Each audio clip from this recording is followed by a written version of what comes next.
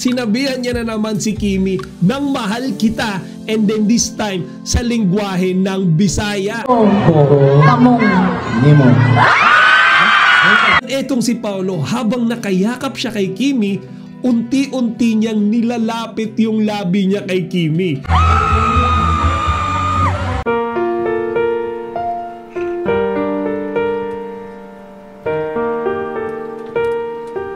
Magandang sinyalis ito na nagpapakita na si Paolo ay welcome na welcome sa Chu family. Magandang araw mga chika. Again po ulit ay ni Chika Patrol. Bago tayo magsimula mga chika, inaanyahan ko muna kayong mag-subscribe dito sa ating munting channel para palagi kayong updated sa mga latest at nagde-trending ng mga showbiz balita. So let's have some quick info update ngayong Sabado mga chika. And we all know ang City of Cebu naman yung pinapakilig nila ngayong araw. So mga chika, talagang ang daming supporters ni Kimi tsaka ni Paolo sa syudad ng Cebu, 'di ba? And hindi na ako nagulat dito kasi syempre turf ni Kimi yan eh, hometown ni Kimi yan, Cebuanos, 'di ba? Cebuanas, lahat yan talagang sinusuportahan yung fellow nila Cebuano rin, 'di ba? And we all know Kimi is also a Cebuana. So mga chika, kanina pa nga lang pagdating ng Kim Pao sa airport, sinalubong na kaagad sila ng napakadaming mga fans. As far as I know mga chika, early this morning sila lumapag sa Cebu City Airport, and then dumiretso na nga sila papunta sa SM Cebu City, sakay-sakay nung Kim Pao bus.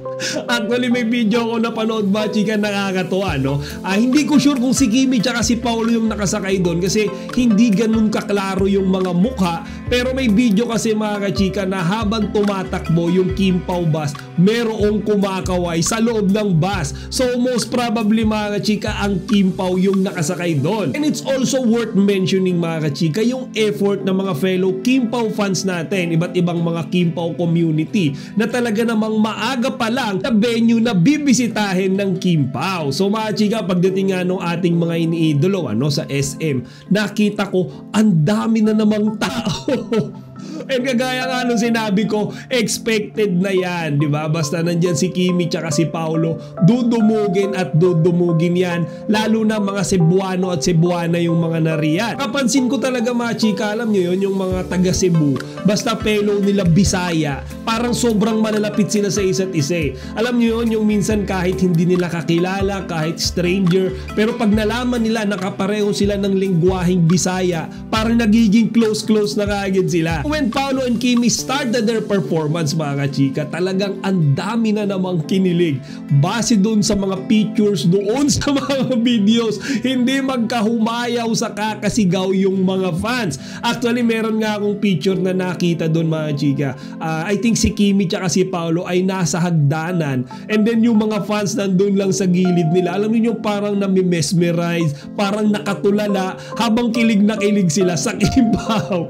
And then napansin ko ulit mga kachika, yung lagi kong napapansin doon din sa mga recent performances, mga pagbisita, mga promos na ginagawa ni Kimi tsaka ni Paolo. At yun nga ay yung pagpapakita publicly, okay, sa lahat ng mga tao nung kaswitan ni Paolo sa ating Chinita Princess. Diba? Nasanay kasi tayo si Paolo laging tahimik, para siyang tuon. Diba? Tuwing sila ay nasa stage, si Kimi lagi yung nag-i-initiate ng kaswitan. And then dito sa Cebu mga chika, mayroong mga ganap na mayroon na namang revelasyon. At yun nga mga chika, yung isang party dyan, kung saan nagsasalita sila ng Bisaya. Actually, it's Kimi who started the conversation. Kasi parang tinuturuan ni Kimi si Paolo dyan mga chika na sabihin sa mga audiences, sa mga Cebuanos doon, yung salitang gihigugma ko kamutanan, which means mahal ko kayong lahat. But here's the thing mga chika, imbis sabihin ni Paolo na kukamutanan,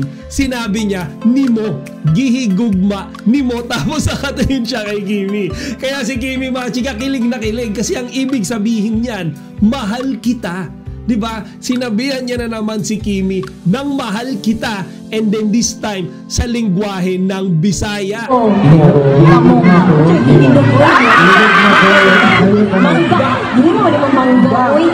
Higugma ko kamong nimo.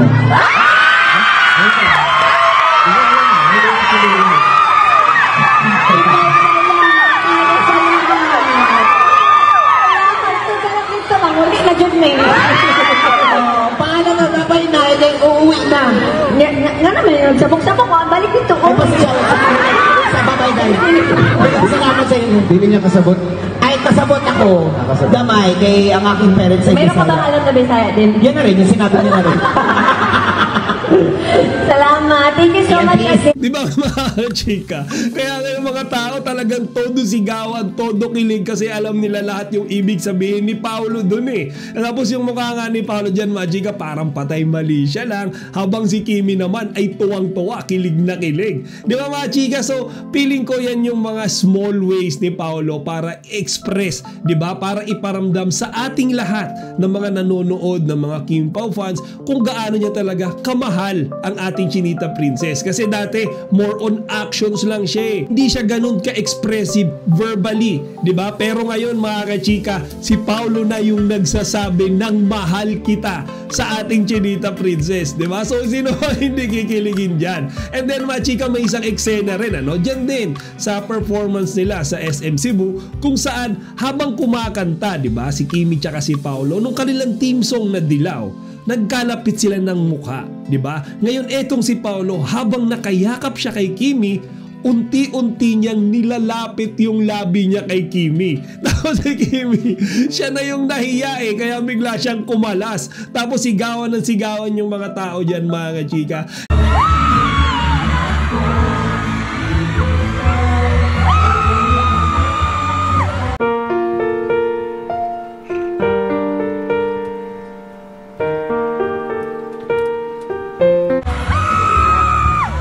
And ako that time, sobrang naiinggit ako sa mga audiences. Alam niyo yun, yung personal nilang napapanood ang Kim Pao at that exact point in time kung paano sila naglalambingan. Para nga silang hindi nagpo-promote mga kachika eh. Pansin nyo, di ba? Para lang silang nasa isang part, para lang silang nagdi-date, tapos nandun tayo lahat pinapanood sila. Kaya nga overall mga kachika, sobrang successful nung naging performance sila dyan sa SM City Cebu. And as far as I know mga kachika, may susunod pa sila ngayong araw din, March 15. At sa SM City, Konsolasyon naman yan mga chika, which we will tackle naman tomorrow. Okay? And then mga chika, last before natin tapusin yung content natin today, gusto ko lang din i-share sa inyo yung isang picture na nakita ko na talagang kinilabutan ako. At ito nga ay yung larawan kung saan makikita natin si Kimi tsaka si Paolo together with Kimi's sister Twinkle. Okay, ano din kasama ni Twinkle doon mga kachika, yung kanyang husband. So mga chika, nakakatuwa ito kasi isipin nyo Kimi is proud to tell everyone, to show everyone na ipinakilala niya na si Paolo sa kanyang kapatid na si Twinkle. I think this is not the first time mga kachika. Hindi natin alam kung ilang beses nang nakapag-gather, di ba? Si Kimi tsaka yung mga kapatid niya or mga family members niya together with Paolo. Pero mga chika, good signs to. Diba? Magandang sinyalis ito na nagpapakita na si Paolo ay welcome na welcome sa Chu family. To be more specific mga kachika, yung mga kapatid ni Kimi. Ngayon ang inihintay natin picture kung saan makikita naman natin si Paolo Abilino together with Kimi's dad. Chika, kailan kaya natin makikita si Kimi tsaka si Paolo tsaka yung daddy ni Kimi mga kachika na nasa iisang picture lang? Baka mamaya mangyari yan, di ba? Nasa Cebu lang sila. Malay natin mga kachika, dalawin ni Paolo Abilino yung papa ni Kimi sa bahay nila. O siya mga chika, hanggang dito na lang muna. Bukas natin ipagpatuloy yung mga updates sa mga performances, di ba, ni Kimi tsaka ni Paolo dito sa SM La Consolacion. Chika Patrol signing out.